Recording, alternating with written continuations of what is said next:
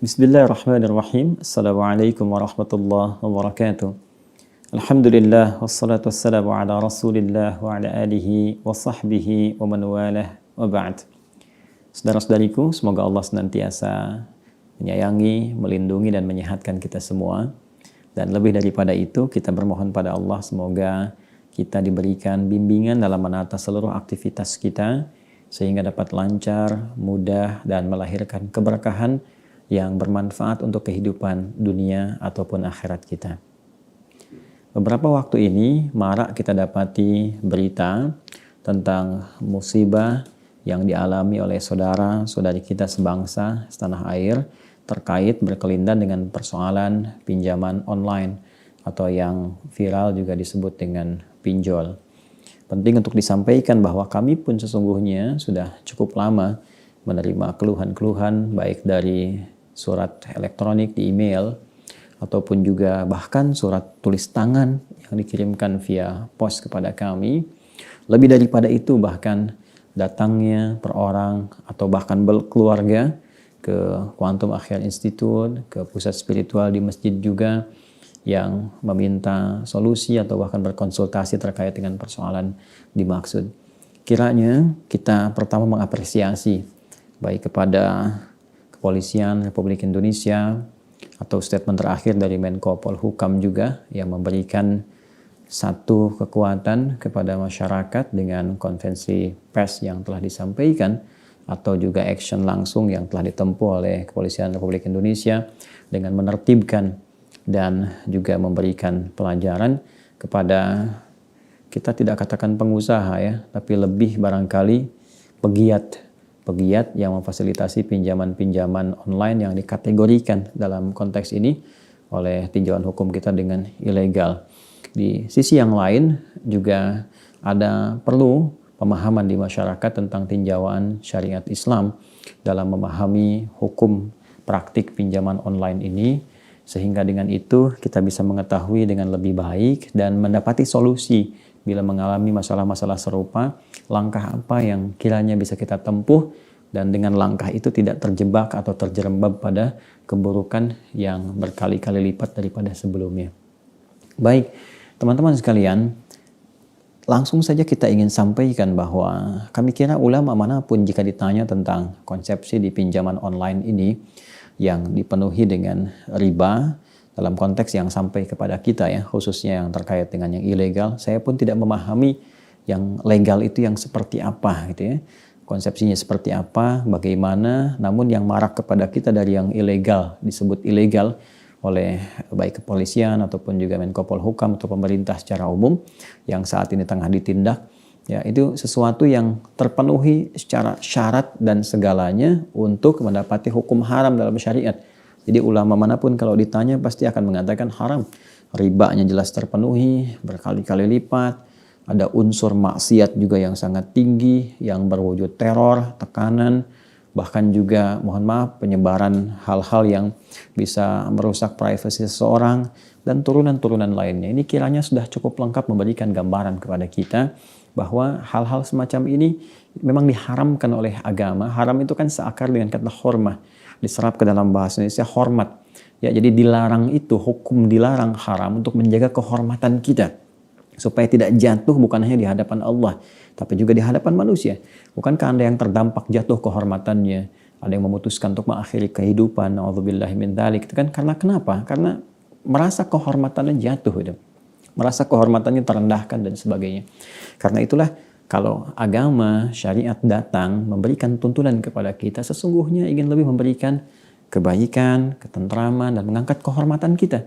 Bukan ingin membatasi pada hal-hal tertentu. Sama seperti orang tua, kalau melarang kepada anaknya, itu tinjauannya kan kasih sayang. Bagaimana dengan Allah yang punya sifat rahmah kepada hambanya?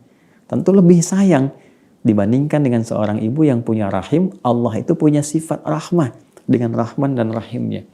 Karena itulah kasih Allah menjadikan kita semua terjaga kehormatannya dalam kehidupan. Jadi mohon berkenan kepada siapapun khususnya umat muslim agar senantiasa menjauhi, menghindari ya praktek-praktek semacam ini. Ya kiranya juga himbauan-himbauan yang disampaikan kepada kita itu sangat objektif, sangat baik. orang-orang yang sudah menjadi korban di pinjaman online ini, ya kalau memang sudah mengambil bagian uangnya, kembalikan sesuai dengan pokoknya, selebihnya tidak perlu direspon. Bahkan himbauan dari kepolisian, Menko Polhukam agar berkenan melaporkan saja kalau ada tindakan-tindakan yang tidak diharapkan. Ini kami kira sudah menjadi bagian dari perlindungan negara yang harus memang dipraktekkan. Nah, sekarang kita mencari solusi. Kan kita tidak hanya bisa mengatakan, oh ini nggak bisa begini, ini hukumnya haram. Solusinya apa?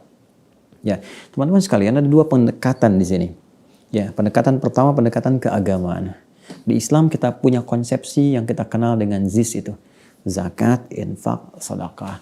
Nah, konsepsi ZIS ini, itu sesungguhnya diberikan kepada kita bimbingannya oleh Allah Subhanahu wa taala baik lewat Al-Qur'an ataupun hadis-hadis Nabi sallallahu alaihi wasallam untuk mengentaskan persoalan-persoalan finansial yang dialami oleh sebagian dari umat muslim, ya, atau bahkan juga nanti ada yang dialami oleh non muslim dengan pos-pos tertentu yang bisa kita berikan ya sebagai bantuan-bantuan sosial dengan spirit keagamaan yang ada di dalamnya. Disinilah teman-teman konsepsi ini penting dibangun, disadari oleh kita dan dipraktikkan dengan benar. Saya ambil contoh misalnya tentang zakat saja. Kalau ini kita praktekkan konsepsinya dengan benar, saya sangat punya keyakinan yang sangat kuat bahwa tingkat kemiskinan itu atau kesenjangan dalam ekonomi sudah pasti akan ditekan dan semakin berkurang. Ya kata Nabi, zakatnya kan konsepsinya tu'khadhu min aghniyaihim wa turaddu ala fuqaraihim. Diambil dari kalangan orang-orang yang mampu telah memenuhi rukun dan syaratnya, kan? Kemudian di tempat itu disalurkan lagi kepada orang-orang yang masuk mustahik yang berhak menerimanya dengan kualifikasi tertentu di daerah itu. Ya. Jadi kalau kita misalnya tinggal di satu tempat, saya analogikan Bekasi misalnya kan. Nah di Bekasi ini berapa sih potensi zakat yang didapatkannya? Atau bahkan infak dengan sedekah lebih banyak lagi gitu ya. Walaupun sedekah itu nama umum yang mencakup keseluruhannya. Jadi kullu ma'rufin, semua hal yang baik itu di Islam disebut dengan sedekah, yang menunjukkan fungsi kebenaran iman. Jadi kalau orang itu imannya sudah benar, dia akan berbuat baik, berbuat benar. Ya. Nah teman-teman sekalian, kalau misalnya ada potensi 1 miliar, jadi zakatnya di kota misalnya, kota Bekasi, walaupun saya yakin bisa lebih daripada itu. Nah konsepsi yang disampaikan oleh hadis, tebarkan dulu di sekitaran Bekasi ini yang memerlukan. Jadi kalau Bekasi, misalnya kan, dan wilayah di Depok, atau wilayah sampai dengan di luar Jawa, diterapkan setiap daerahnya. Nah, nanti kelebihan dari situ baru disalurkan ke pusat yang ada di Basnas itu, ya kan? Ataupun lazis-lazis di bawah-bawah lembaga-lembaga tertentu yang mendapatkan legalitas gitu ya dalam hukum pemerintahan kita. Nah, jadi selesaikan di lokal dulu. Begitu kemudian lokalnya selesai, baru kelebihannya disetorkan ke pusat untuk disubsidikan kepada yang kurang-kurang itu. Ini kalau kita menggunakan skema ini, terlebih kalau kita aktifkan misalnya fungsi masjid yang bisa kiranya merangkum dan memiliki database, ya, merangkum aktivitas masyarakat yang ada di situ, khususnya yang muslim misalnya, bagi kita umat Islam, kemudian ada database-nya, di situ bagian dari ZIS ini bisa digunakan untuk membantu para mustahik, bukan sekedar memberikan ikan atau bahkan nasi, ya, tapi bisa digunakan sebagai modal kailnya. Ya, kalau kita berikan kailnya, modal kan itu hak juga dari masyarakat sesuai kualifikasi untuk mendapatkan. Tapi kita bisa gunakan itu sebagai bimbingan untuk membantu usaha misalnya ya, dikonsepsikan tertentu. Nanti bisa kembali lagi, skemanya bisa dibuat. Dan saya yakin juga para ustaz, apalagi para ulama sudah memahami dengan baik. Kalau kita gunakan fungsi masjidnya dengan baik atau lazis-lazis tertentu, dan kita terapkan di lokal itu dengan konsepsi yang benar, memberikan pendampingan, menghidupkan UKM-UKM yang memang berhak untuk menerima bagian dari itu. Lalu kan di situ ada hasil yang didapatkan dari mustahik dia jadi muzakki. Bisa dikembangkan terus. Nah ini kalau kita gunakan porsinya di Basnas atau di lazis-lazis, Ormas juga punya lazis, Muhammadiyah punya lazismu, NU punya lazis NU, lazisnu, itu kan. Kemudian juga ormas-ormas yang lain. Belum nanti yang di institusi-institusi juga punya badan zakatnya sendiri. Itu kalau semua dikoordinasikan, lalu apalagi dibangun sinergi dengan tiap-tiap masjid, itu kan di daerah-daerah itu Masya Allah ya, setiap kecamatan bahkan masuk ke RW, RT itu ada masjidnya sendiri gitu ya.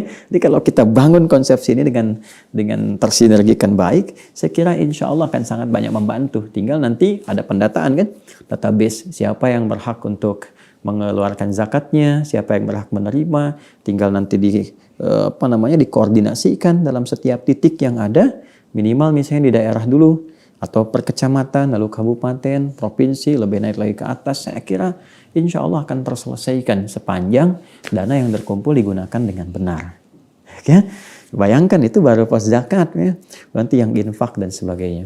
Nah, yang kedua barangkali fungsi sosial dalam hukum kenegaraan kita. Kita kan punya Kementerian Sosial juga, turunannya ada Dinsos. Nah, ini barangkali juga penting untuk kita sebagai masyarakat berperan aktif untuk mengakses kira-kira apa yang bisa diambil manfaat dari peran-peran Dinsos ini yang terkait dengan aspek-aspek kebutuhan-kebutuhan materi bagi masyarakat Indonesia. Karena di pasal 34 Undang-Undang Dasar, kalau saya tidak keliru, pasal 34 ayat 1 itu kan jelas disebutkan fakir miskin dan anak-anak terlantar dipelihara oleh negara. Nah, definisi fakir miskin itu siapa nanti? Ya, di bawahnya anak-anak terlantar itu siapa? Kan ada turunannya lagi nanti. Ya, turunannya seperti apa, pemahamannya bagaimana, penjabarannya seperti apa.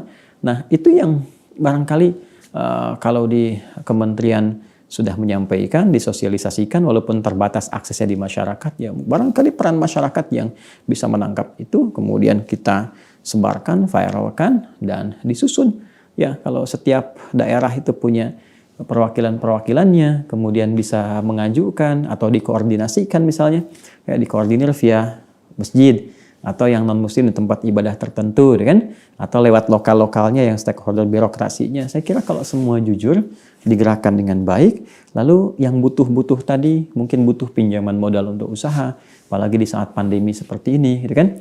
Atau bahkan yang tengah kesulitan, bisa dibuat skema, ya, bisa dibuat skema yang tidak memberatkan. Saya kira insya Allah kita semua akan bisa saling meringankan satu dengan yang lainnya. Dan yang terakhir, ini spirit Al-Quran yang sangat baik, dan saya pernah mencoba menerapkan ini. Ya, walaupun yang skema pertama pun pernah, sampai saat ini bahkan, bukan pernah, sampai saat ini kami terapkan koordinasi dengan masjid kami di sini, di Al Ihsan. Dan Alhamdulillah kita mendata sekitaran kita, bahkan sekarang agak mulai menjauh sedikit, ya berkoordinasi, yang terkumpul kita siapkan sembako, per bulan tuh Alhamdulillah kita siapkan sembako, ya kemudian dibuat skema-skema. Jadi jangan sampai, mohon maaf nih, ya yang dari Provinsi A misalnya kan datangnya ke Bekasi misalnya, padahal di Provinsi A itu pun masih potensial, ada Basnasnya, ada Lazisnya, ada macam-macamnya. Nah, tinggal kita bisa berkoordinasi satu dengan yang lainnya. Nah, ini yang ketiga teman-teman sekalian, itu apa yang saya istilahkan dengan metode amin. Ya, amin pernah kita terapkan, membantu sampai saudara kita, orang Indonesia yang sedang bermukim di negeri jiran, di luar negeri, yang tengah mengalami kesulitan luar biasa. Nah, saya gunakan skema ini dan Alhamdulillah di awal masa pandemi itu bisa selesai kesulitannya. Apa itu amin? Amin itu singkatan dari spirit Ansor Muhajirin. Ya, Ansor Muhajirin. Jadi orang-orang yang hijrah dari Mekah ke Yathrib yang kelak menjadi Al-Madinah Al-Munawwarah itu kan juga sangat mengalami situasi yang memprihatinkan. Ya, kehilangan tempat tinggal, kehilangan harta benda, di antara mereka juga lelah dalam fisik tapi kuat dalam iman, semangatnya sangat luar biasa, tapi secara materi sangat kekurangan. Akhirnya Nabi SAW mendapat petunjuk dari Allah Subhanahu wa taala untuk mempersaudarakan, ya akha bainal muhajirin wal ansar. Jadi orang-orang di Al-Madinah Al-Munawwarah disebut dengan golongan Ansar, dipersaudarakan oleh Nabi sesuai dengan kebutuhannya. Jadi yang butuh makanan nanti disuplai oleh orang yang punya makanan, yang butuh pekerjaan diterima oleh orang yang punya lowongan pekerjaan, demikian seterusnya. Sampai itu membangun sifat toleransi yang sangat luar biasa dan sifat tolong-menolong yang sangat tinggi. Sampai diabadikan di Al-Quran itu, ya di Quran surah ke-59 Al-Hasyr itu, ayat 9 sampai 10, ya ketika sampai kepada firman-Nya wa yu'thiruna ala anfusihim walau kana bihim khasasah. Bahkan banyak di antara mereka yang rela mengorbankan harta mereka untuk membantu orang lain sekalipun mereka membutuhkan. Jadi ini nggak terlukiskan ya, suasana ini sekarang nggak terlukiskan itu. Jadi Masya Allah, adanya iman dalam diri yang sangat kuat, yang merasakan perlindungan Allah itu sudah syukur tersendiri. Ya, jadi bagaimana kenikmatan berzikir itu melahirkan ketenangan kepada jiwa yang selain itu pun mendatangkan kekuatan secara fisik. Sehingga makanan minuman yang tinjauan jasmani atau fisikal itu dibutuhkan itu masih bisa dibagi kepada orang lain itu. Itu sesuatu yang nggak mudah didapatkan ya. Tapi itu terjadi. Nah, barangkali ya teman-teman bisa buat di level-level lokal tuh, bikin database. Ya, nanti bersaudarakan di situ. Ya, sekarang kan sudah musimnya online kan. Nah, teman-teman bisa bikin aplikasi misalnya dari Sabang sampai Merauke ada 34 provinsi atau per kabupaten, ya kan? Atau per wilayah atau di masjid-masjid ya. Dan kita tinggal tampilkan aja di si fulan, bersaudarakan dengan si fulan, kan tidak harus bantu selalu pakai uang.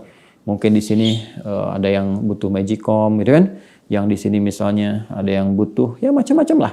Ya nanti bisa dipenuhi satu dengan yang lainnya. Ada yang butuh untuk SPP sekolah tertentu ya atau beli buku apa gitu. Ya ada yang juga butuh seragam misalnya.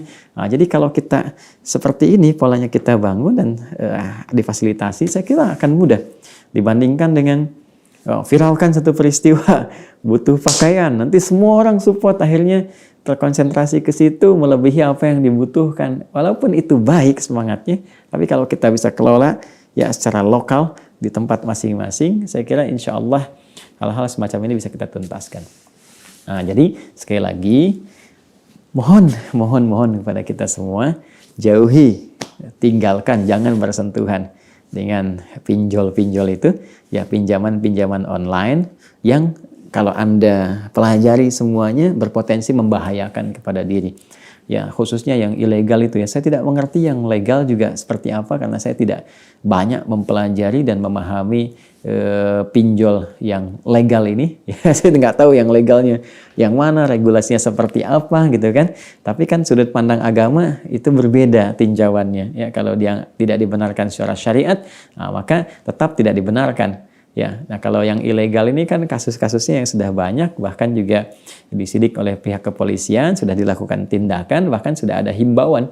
Jadi jangan khawatir ya, yang korban-korban itu udah ya bukan jangan dibayar, ya, tapi kembalikan hak mereka, kewajiban Anda. Misalnya pinjam 1 juta, ya balikannya 1 juta, udah selesai, gitu kan? Nah, kalau diancam ini itu kan sudah ada jawaban dari yang berwenang di sini supaya dilaporkan dan sebagainya. Itu tinjauan hukum, ahli hukum yang bicara ya. Biarkan kami bicara tentang tinjauan syariat. Dari tinjauan syariat ini pokoknya standarnya kalau ada hukum riba di dalamnya, dekat-dekat kepada maksiat, gharar, tipu-tipu, beban dan sebagainya yang tidak wajar, nah, maka sebaiknya dihindari, ambil konsepsi yang tadi. Bisa menggunakan bazis, jangan malu datang untuk konsultasi. Ya, kan tidak semua ustadz juga punya kemampuan materi yang sama untuk mensupport gitu ya, atau kondisi-kondisi tertentu. Jadi kadang-kadang kita arahkan juga ke Basnas ya, ke Lazis ya, atau ke dinas sosial ya, gitu ya, atau juga di daerah-daerah bikin program Amin ya, Ansar Muhajirin untuk dipersaudarakan. Mau di komplek-komplek tertentu, daerah tertentu dipersatukan, terus dikoordinasikan di masjid, saya kira insya Allah akan ada manfaat yang didapatkan. Baik, nah, teman-teman sekalian, kiranya itu yang bisa kami berikan arahan, khususnya dari sudut pandang syariat. Mohon maaf, mohon berkenan apa yang disampaikan supaya bisa menjadi pencerahan untuk kita semua, berjalan di ranah yang benar supaya terjaga kehormatan kita. Kemudian kalau ada tutur kata yang kurang berkenan, saya mohon maaf sebesar-besarnya, dan bila pun ada yang salah mohon diluruskan. Ya, mudah-mudahan dengan itu semua kita bisa berjalan di atas satu hal yang baik. Sungguh tidak ada maksud apapun, hanya untuk bisa menghadirkan manfaat-manfaat yang kita bisa dapatkan bersama. Demikian, terima kasih. Semoga Allah memberkahi dan membimbing kita semua. Adi Hidayat. Assalamualaikum warahmatullahi wabarakatuh.